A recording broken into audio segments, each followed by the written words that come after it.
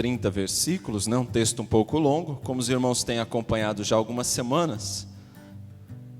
É uma narrativa e conta uma história, e a história normalmente não se resume a um versículo. Então, nossos textos têm sido textos mais longos, mas creio que também bastante edificantes. Então, Gênesis capítulo 46, a partir do verso 31. Talvez você esteja estranhando aí, pastor, a semana passada nós paramos lá atrás, o que houve? Nós adiantamos um pouquinho, porque hoje é dia 1º de maio, e é feriado. E qual é mesmo o feriado de hoje? Dia do trabalho, né? Vamos falar sobre esse assunto, apoiados neste texto que nos ensina muito a respeito deste assunto, de lições essenciais para o trabalho. Meu objetivo é que você veja o trabalho como uma bênção de Deus e que trabalhe com integridade, além de também se preparar para mudanças que Deus pode proporcionar na sua vida nessa área, na área do trabalho. Esse é o objetivo da mensagem dessa noite. Então, convido você a prestar atenção na leitura desse texto. Então José disse aos seus irmãos e a toda a família de seu pai: vou partir e informar ao faraó que os meus irmãos e toda a família de meu pai, que viviam em Canaã, vieram para cá. Direi que os homens são pastores, cuidam de rebanhos, e trouxeram consigo suas ovelhas, seus bois e tudo quanto lhes pertence. Quando o faraó mandar chamá-los e perguntar: em que vocês trabalham? Respondam-lhe assim: teus servos criam rebanhos desde pequenos, como fizeram nossos antepassados. Assim, lhes será permitido habitar na região de Gósen, pois todos os pastores são desprezados pelos egípcios. José foi dar as notícias ao faraó: meu pai e meus irmãos chegaram de Canaã com suas ovelhas, seus bois e tudo o que lhes pertence, e estão agora em Gósen. Depois escolheu 5 de seus irmãos e os apresentou ao faraó. Perguntou-lhes o faraó: em que vocês trabalham? Eles lhe responderam: teus servos são pastores, como os nossos antepassados. Disseram-lhe ainda: viemos morar aqui por uns tempos, porque a fome é rigorosa em Canaã, e os rebanhos de teus servos não têm pastagem. Agora, por favor, permite que teus servos se estabeleçam em Gósen. Então o faraó disse a José: seu pai e seus irmãos vieram a você, e a terra do Egito está à sua disposição. Faça com que seu pai e seus irmãos habitem na melhor parte da terra. Deixe-os morar em Gósen. E se você vê que alguns deles são competentes, coloque-os como responsáveis por meu rebanho. Então José levou seu pai Jacó ao faraó e o apresentou a ele. Depois Jacó abençoou o faraó, e este lhe perguntou: quantos anos o senhor tem? Jacó respondeu: são 130 os anos da minha peregrinação. Foram poucos e difíceis, e não chegam aos anos da peregrinação dos meus antepassados. Então Jacó abençoou o faraó e retirou-se. José instalou seu pai e seus irmãos e deu-lhes propriedade na melhor parte das terras do Egito, na região de Ramsés, conforme a ordem do faraó. Providenciou também sustento para seu pai, para seus irmãos e para toda a sua família, de acordo com o número de filhos de cada um. Não havia mantimento em toda a região, pois a fome era rigorosa. Tanto o Egito como Canaã desfaleciam por causa da fome. José recolheu toda a prata que circulava no Egito e em Canaã, dada como pagamento do trigo que o povo comprava, e levou-a ao palácio do faraó. Quando toda a prata do Egito e de Canaã se esgotou, todos os egípcios foram suplicar a José: dá-nos comida, não nos deixes morrer só porque a nossa prata acabou. E José lhes disse: tragam então os seus rebanhos, e em troca lhes darei trigo, uma vez que a prata de vocês acabou. E trouxeram a José os rebanhos, e ele deu-lhes trigo em troca de cavalos, ovelhas, bois e jumentos. Durante aquele ano inteiro ele os sustentou em troca de todos os seus rebanhos. O ano passou, e no ano seguinte voltaram a José dizendo: não temos como esconder de ti, meu senhor, que uma vez que a nossa prata acabou e os nossos rebanhos lhe pertencem, nada mais nos resta para oferecer, a não ser os nossos próprios corpos e as nossas terras. Não deixes que morramos e que as nossas terras pereçam diante dos teus olhos. Compra-nos e compra as nossas terras em troca de trigo, e nós, com as nossas terras, seremos escravos do faraó. Dá-nos sementes para que sobrevivamos e não morramos de fome, a fim de que a terra não fique desolada. Assim, José comprou todas as terras do Egito para o faraó. Todos os egípcios tiveram que vender os seus campos, pois a fome os obrigou a isso. A terra tornou-se propriedade do faraó. Quanto ao povo, José o reduziu à servidão, de uma a outra extremidade do Egito. Somente as terras dos sacerdotes não foram compradas, porque por lei eles recebiam sustento regular do faraó e disso viviam.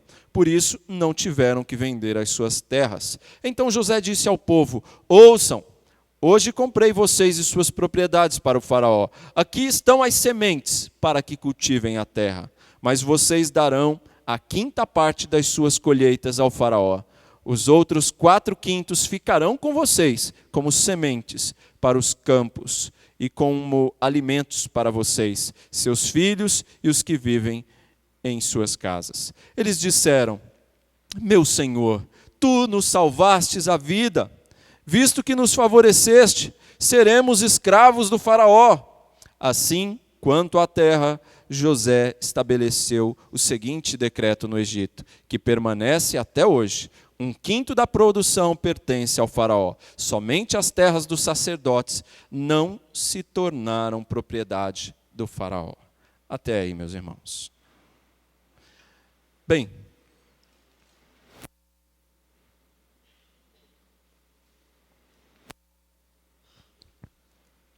hoje é o dia do trabalho. E eis aí um assunto que tem tirado o sono de muitos brasileiros. Alguns estão estressados por causa do volume de trabalho. Outros talvez estejam estressados por conta das pessoas com as quais trabalham, pessoas difíceis. E esse é um assunto que nos afeta muito, até porque nós temos que lidar com isso diariamente. Falar sobre trabalho é algo importante, ainda mais nos nossos dias. Hoje no Brasil são cerca de pouco mais de 11 milhões de pessoas desempregadas. Por isso esse assunto é muito importante, embora pouco se fale sobre ele nas igrejas. Irmãos, nosso trabalho, sem dúvida, é muito importante. É no trabalho que você passa a maior parte do seu tempo. É no trabalho que você normalmente gasta o melhor das suas energias, não é? Normalmente é. Quantos aqui não chegam esgotados em casa depois de um dia de trabalho? Quantos não chegam cansados em casa depois de terem trabalhado um dia todo? Eu acho que essa é a realidade de muitos dos irmãos que estão me ouvindo agora. Quantos não estão lidando diariamente com a pressão, com a cobrança por metas, por resultados, com o chefe no ouvido, com colegas indispostos, com fofocas, com intrigas, com aquela ameaça de corte, com aquele monte de e-mails que você tem para responder e que estão se acumulando lá na sua caixa, com os prazos que estão vencendo e você não sabe se vai dar conta. E essa pressão toda que certamente atormenta muitos de vocês, muitos de nós. Certamente o trabalho é importante para todos nós. E não só por isso, o trabalho também é revelador quanto ao nosso caráter. O trabalho fala muito a respeito do seu caráter. E quanto a isso, o texto que nós acabamos de ler, falando a respeito da vida de José, tem muitas lições a nos ensinar. A primeira lição importante que nós precisamos extrair da narrativa da vida de José, e que podemos muito bem aprender aqui, é o cuidado com a fragmentação do isso é sagrado, isso é secular. Quando nós olhamos para a vida de José, nós não percebemos José fazendo esse tipo de distinção. Nós percebemos José com a mesma determinação, zelo e afinco em tudo que fazia. E por que eu estou falando isso, irmãos? Porque hoje nós temos muitos crentes fazendo isso, fazendo essa segmentação, essa compartimentalização da sua vida, onde isso aqui é de Deus, isso aqui é do homem, isso aqui é eu quem cuido, isso aqui Deus cuida, isso aqui é secular, isso é sagrado. E nós não vemos isso nas Escrituras. Nós não encontramos base para esse tipo de comportamento.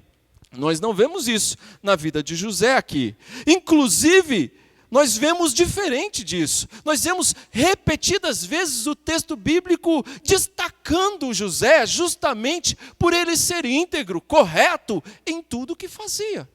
Em todas as áreas, em tudo que ele lidava. Ele fazia tudo como sendo para o seu Senhor. José tinha isso em mente, ele tinha uma visão teocêntrica em tudo que fazia, e até mesmo quando ele é tentado a pecar, ele diz: como pois faria tamanha maldade contra o meu Deus?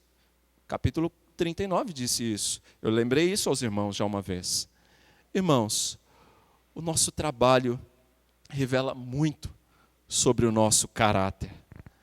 Não é o seu comportamento no domingo aqui na escola dominical, ou durante o culto, que aliás, maravilhoso isso, tudo isso é muito bom. Mas não é esses momentos aqui que são reveladores quanto ao nosso caráter, mas são os momentos lá no trabalho.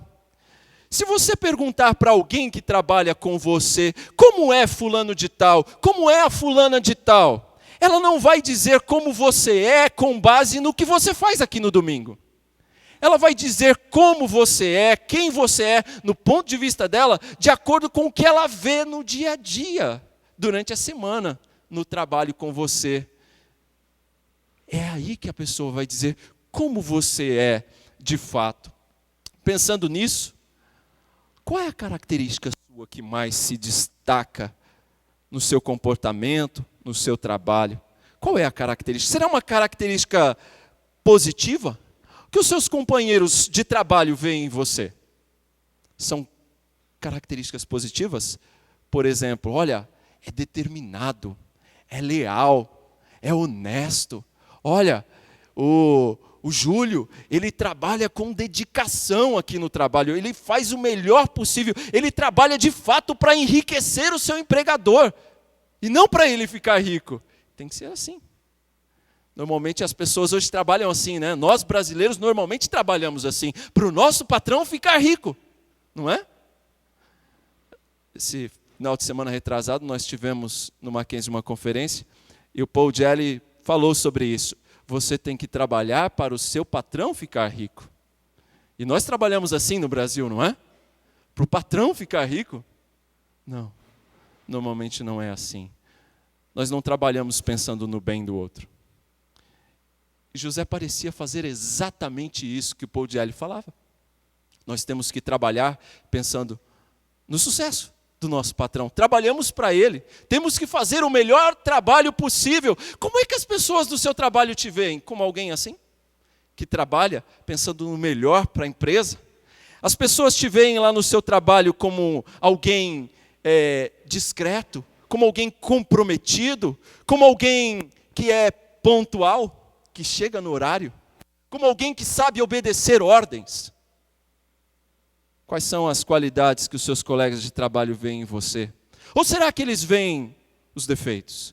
São aspectos negativos que mais ressaltam para eles, coisas do tipo desinteresse, impaciência, desonestidade, fica matando o tempo.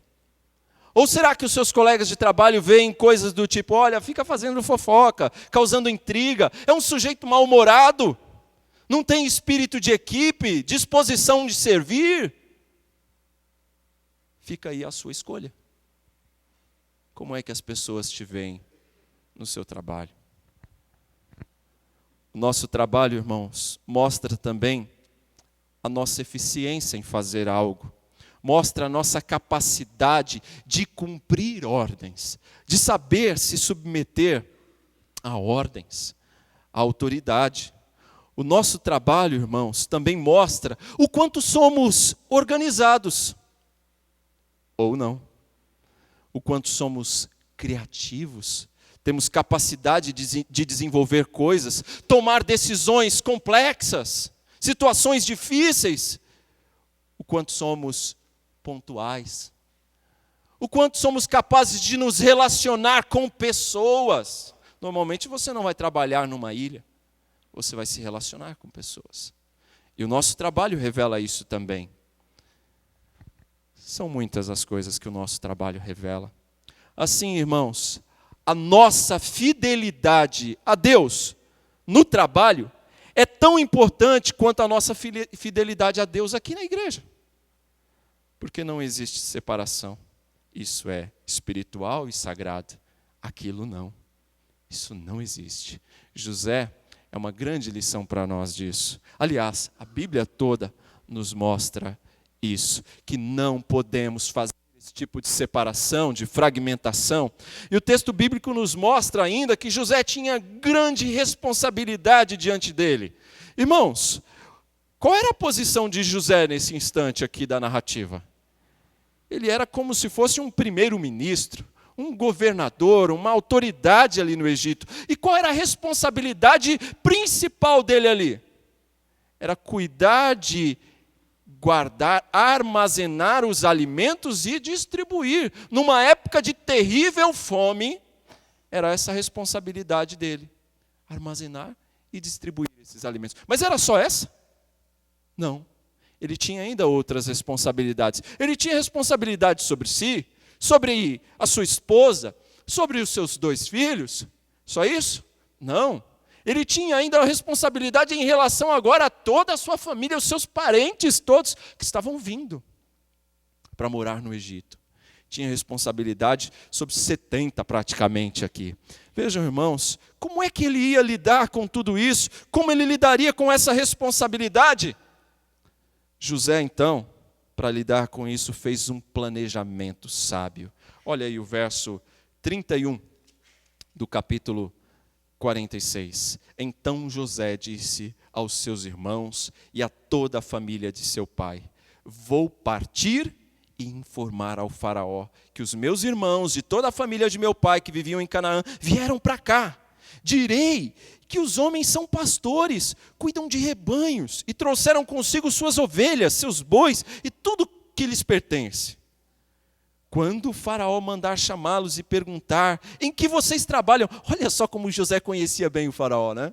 Olha, ele vai perguntar isso para vocês, se preparem, tá? Quando ele perguntar isso para vocês, estejam prontos para responder. Olha o planejamento de José aqui, sábio, orientando seus irmãos: prestem atenção, respondam assim: teus servos criam rebanhos desde pequenos, como fizeram nossos antepassados. Assim lhes será permitido habitar na região de Gósen. Está vendo o planejamento?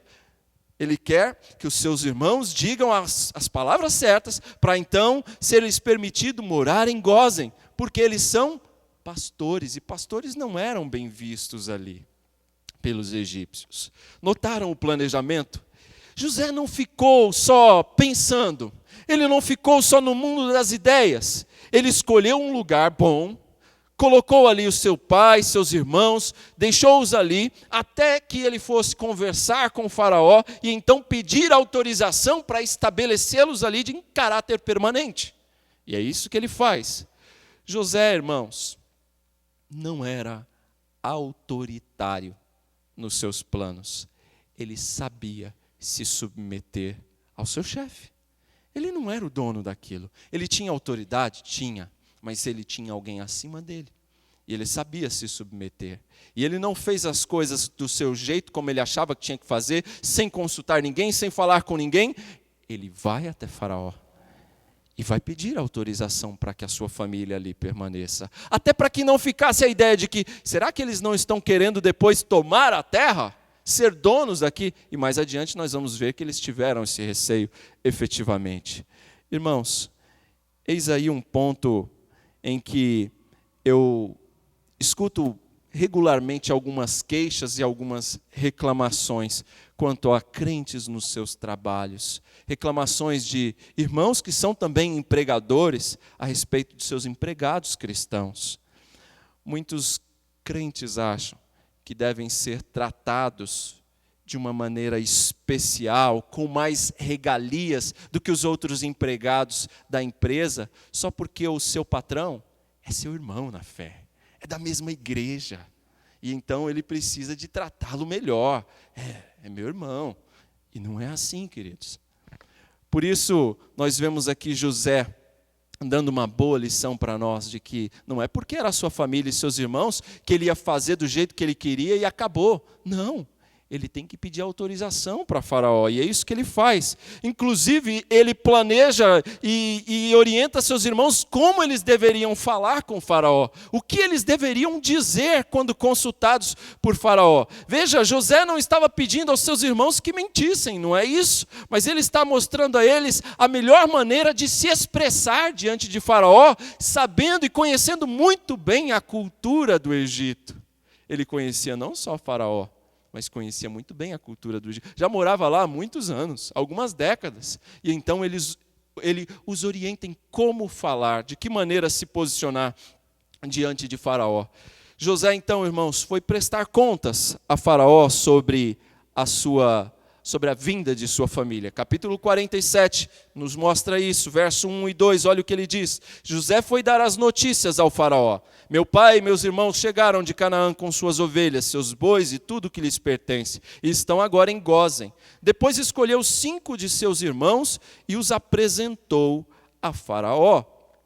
José sabia se submeter à autoridade com responsabilidade. Ele não fazia o que dava na telha, não, irmãos. Ele não era um sujeito inconsequente.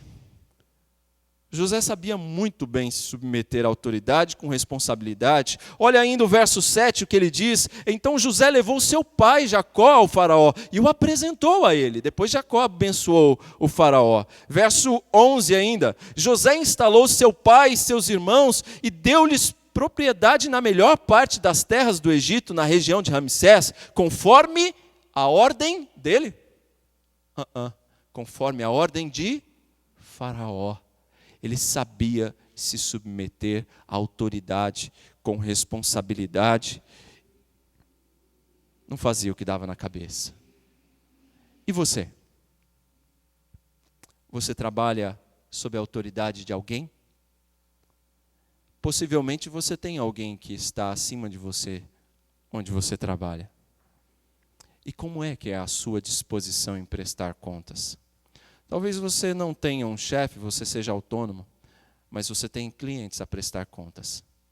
Você tem responsabilidade sobre os negócios dos seus clientes, e você tem que prestar contas.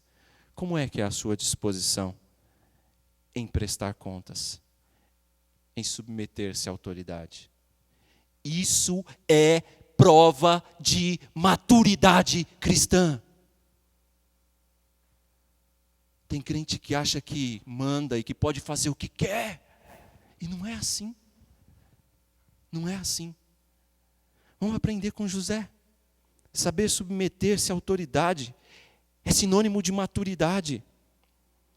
Note que, apesar de José ter orientado seus irmãos corretamente como falar com o Faraó, olha, diga que vocês criam gado. Vocês criam gado lá na terra, vocês trouxeram inclusive, diga-lhes isso. Como é que os irmãos falam? Nós somos pastores. Já saíram falando logo que eram pastores. E não que criavam gado. Não falou exatamente como José havia dito, mas olha só o controle de José aqui. Ele não intervém, ele não se intromete, não corta a fala dos irmãos, não atropela e corrige, não. Ele deixa eles falarem, à vontade. José soube ser flexível aqui, irmãos. Ele estava disposto a fazer alterações nos seus planos, ouvir as ideias, as opiniões dos seus irmãos. Deixou-os falar. Sabe por quê? Porque nem tudo tem que ser do seu jeito. Nem tudo tem que ser a sua maneira. Mesmo que você seja o líder. Mesmo que você seja o responsável pelo negócio, pela coisa acontecer. Isso não te dá o direito de sair rejeitando as ideias dos outros, recusando toda a inovação, tudo aquilo que os outros sugerem. Saiba ouvir. Saiba absorver ideias. Saiba apurar algo de bom que há nos outros e ser flexível, como José bem fez aqui. Mas ainda no texto bíblico, algo que salta aos nossos olhos constantemente. E que, aliás, é visto de forma geral na vida de José inteira. E principalmente no seu trabalho, que é a integridade. José era alguém íntegro. Veja o verso 13. Não havia mantimento em toda a região, pois a fome era rigorosa, tanto no Egito como Canaã desfaleciam por causa da fome. José recolheu toda a prata que circulava no Egito e em Canaã, dada como pagamento do trigo que o povo comprava, e levou-a ao palácio do faraó. Quando toda a prata do Egito e de Canaã se esgotou, todos os egípcios foram suplicar a José: dá-nos comida, não nos deixes morrer só porque a nossa prata acabou. O que aqui nessa passagem salta aos meus olhos, a integridade de José. Ele levou para a casa dele a prata? Não, é de Faraó. E mais, quando eu falo que em toda a história nós percebemos a integridade de José, e no trabalho não é diferente, como é que foi o seu trabalho na casa do seu pai? Por mais que era um trabalho que, cá entre nós, né, esse aí eu deixaria de lado, né, ter que dedurar os irmãos não é nada bom, mas até nisso ele era diligente, ele fazia com integridade, ele não escondia nada do pai. E depois, o seu trabalho lá na casa de Potifar, como foi?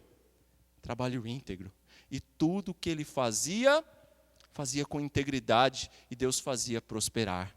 E como foi depois quando preso lá na cela, lá com os outros presos? Inclusive o seu trabalho foi tão bem realizado que o chefe do presídio ali, o carcereiro, o que ele fez? Colocou José como chefe dos presos, para cuidar dos presos. E ele continuou fazendo o seu trabalho com integridade. Se destacava por isso, se destacou entre os presos. Irmãos, fala-se muito nos nossos dias de crise. No entanto, essa crise da qual nós falamos não passa nem perto da crise daqueles dias de José. Nem perto. O povo estava passando fome, mas fome geral, não era alguns como nós temos hoje. Era geral. E José havia estocado alimento, e então ele vendia o alimento a todo o povo, por toda parte, sem extorquir o povo. Ele assumiu uma posição não só de autoridade, mas de muito poder. Pensem num momento de crise onde não tem comida em lugar nenhum, ele é o único que tem, e muito, estocado, para bastante tempo, para 7 anos pelo menos. E ele tinha autonomia. Ele tinha poder para negociar. Ou seja, em outras palavras, né, usando aqui um termo mais popular, José tinha a faca e o queijo na mão. Estava numa posição em que ele podia cometer abusos, arbitrariedades. Pensem, quantos líderes hoje não aproveitam uma chance dessas para furtar a população? Quantos líderes hoje não aproveitam uma oportunidade dessa para favorecer os seus amigos, para se enriquecer ilegalmente? Ele podia muito bem fazer isso, porque ele tinha carta branca diante de Faraó. Ele tinha autonomia para negociar, ele tinha autonomia nos negócios. Mas ele não faz nada disso. Sabe por quê? Porque antes de prestar contas a Faraó, ele tinha um Deus a quem ele tinha que prestar contas. E é por isso que ele não agia de maneira arbitrária e ilegal, mas agia com integridade. Ele fez a coisa certa. Ele colocou o dinheiro onde deveria ser colocado. Ele não cometeu aqui nenhuma fraude, corrupção. Ele não desviou nenhum dinheiro. Ele não abriu conta no exterior para guardar. Ele não pegou e favoreceu alguns da sua família. Ele não comprou bens e colocou no nome de laranjas. Não. O texto diz que José pegou o dinheiro recebido pela venda e levou ao palácio de Faraó e colocou onde deveria ser colocado. Deu a quem de direito. Aliás, e fez isso a revelia da sua herança familiar. Por quê? Porque quando nós olhamos para o histórico familiar de José, nós vemos que o seu histórico familiar era bem diferente da sua atitude. E ao agir assim, Deus o usou, e usou poderosamente para salvar a vida de nações, para salvar nações. E por que José agia assim? E por que ele agia com essa postura íntegra? Porque José era homem ajuizado, sábio. Talvez agora nós pudéssemos voltar lá no capítulo 41 de Gênesis, verso 33, e quando ele diz para Faraó que precisava um homem para assumir aquela posição, qual é o texto ali?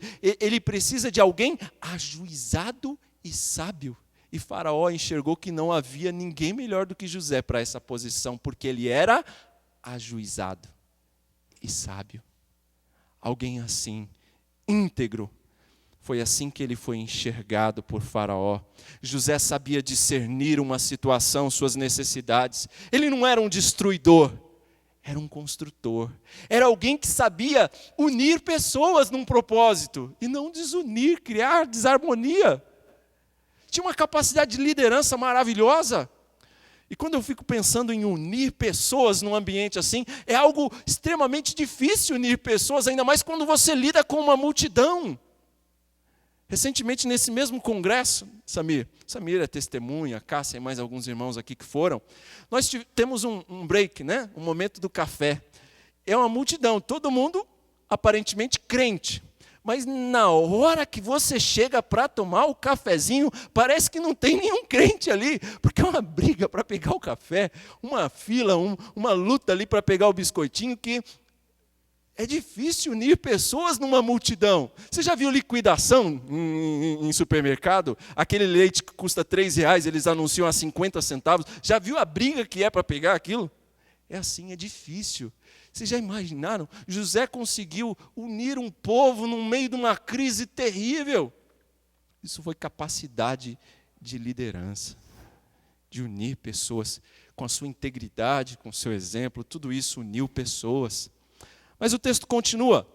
Lembre-se que José tinha tudo aqui. As pessoas já não tinham mais nada. Já tinham comprado com o dinheiro que tinha o alimento. Verso 16. Olha só o que é dito. José lhes disse, tragam então, já que acabou o dinheiro, tragam então os seus rebanhos. E em troca lhes darei trigo, uma vez que a prata de vocês acabou.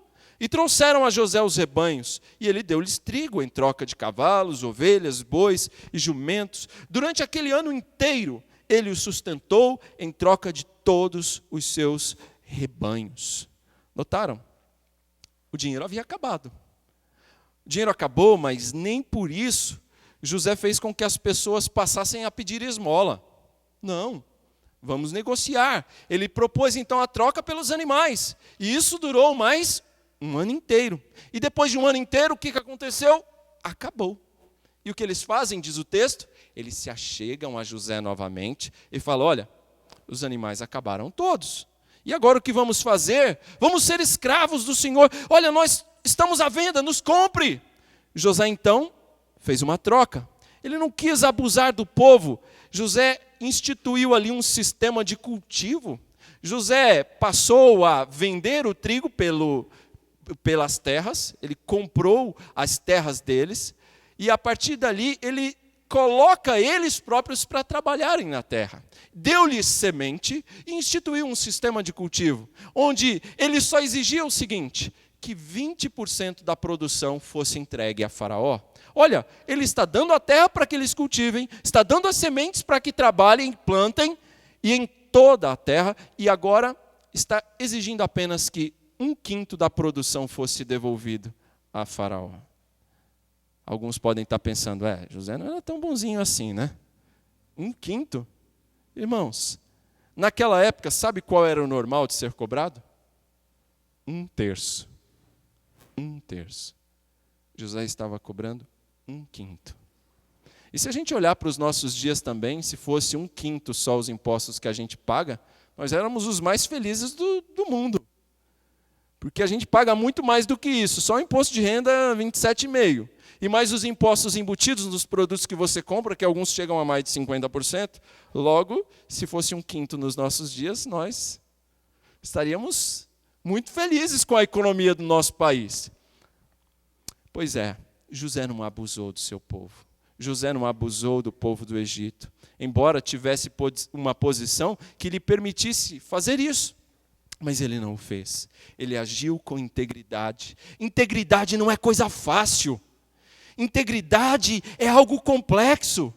Integridade envolve trabalho árduo. Integridade envolve escolhas difíceis. Integridade envolve porta estreita, caminho apertado. Integridade exige não servir a dois senhores. José foi íntegro e nos deu uma grande lição de integridade. A melhor lição aqui observada. E essa lição, ela é bem mais demonstrada quando ninguém está te olhando. Quando ninguém está te observando. É aí que você demonstra a sua integridade de verdade. Quem você é. E José soube mostrar muito bem isso. A última lição que eu destaco é a criatividade com a qual José lidou com a mudança. A fome era terrível. O povo já não tinha mais dinheiro para comprar. Deu gado, já deu tudo o que tinha. José comprou toda a terra do Egito com o dinheiro que ele arrecadou do povo. Agora ele ainda tinha alimentos, ainda tinha anos de crise pela frente, de fome. Eram 7, ainda tinha mais alguns aí por vir. Olha o verso 20 a 26. Assim José comprou todas as terras do Egito para o faraó. Todos os egípcios tiveram que vender os seus campos, pois a fome os obrigou a isso. A terra tornou-se propriedade do faraó.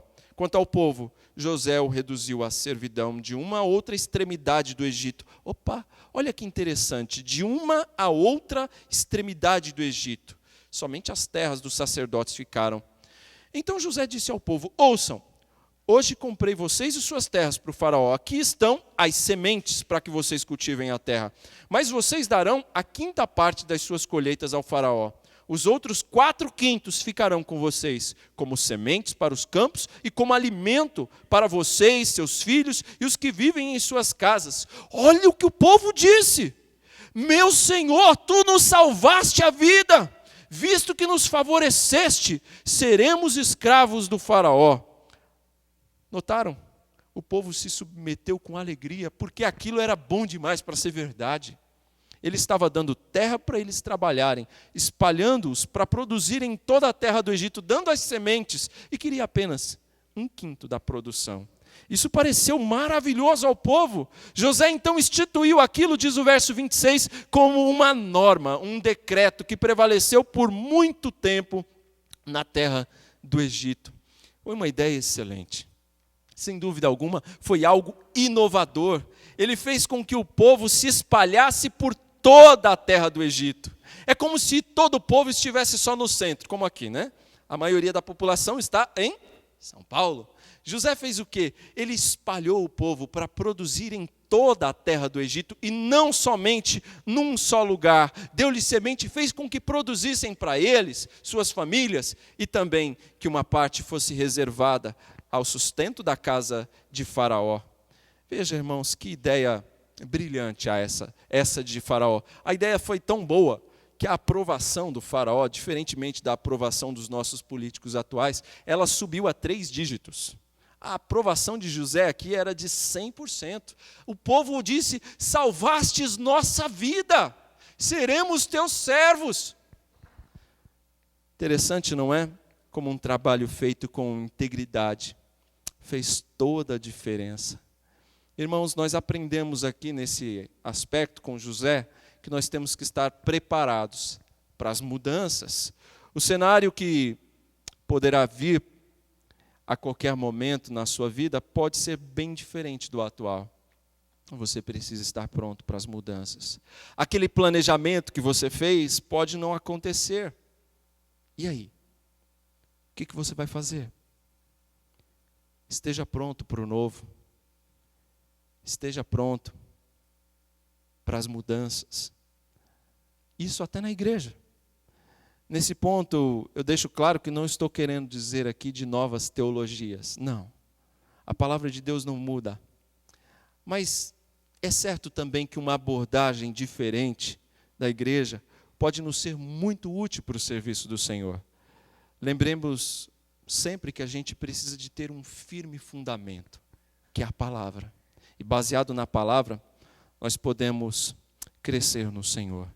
Irmãos, quando eu observo tudo isso que vi até aqui no texto, eu logo penso na cruz, penso em Cristo, onde eu vejo também lições preciosas, onde eu vejo estas mesmas lições presentes na cruz e em Cristo.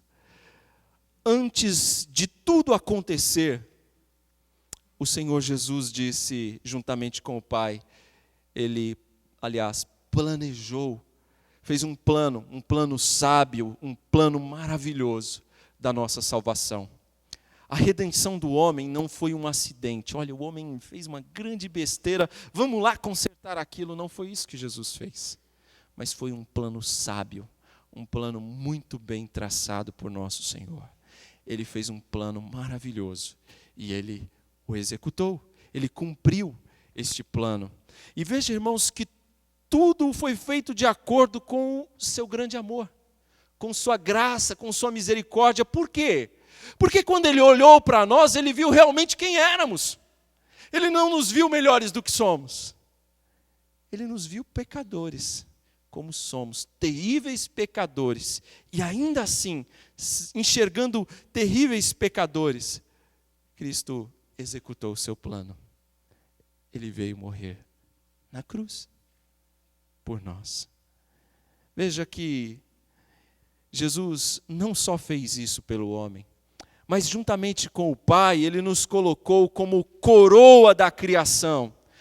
E ao nos colocar como coroa na criação, como que gerentes para cuidar da criação, Ele disse que devemos, aliás, fazer tudo para a sua glória. Ou seja, tudo é sagrado, tudo pertence ao Senhor. E temos que fazer tudo como quem faz para o Senhor.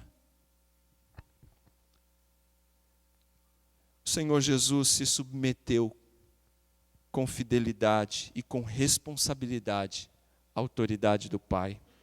Jesus, quando em conversa com o Pai, disse: eu irei para morrer por eles. Eu irei.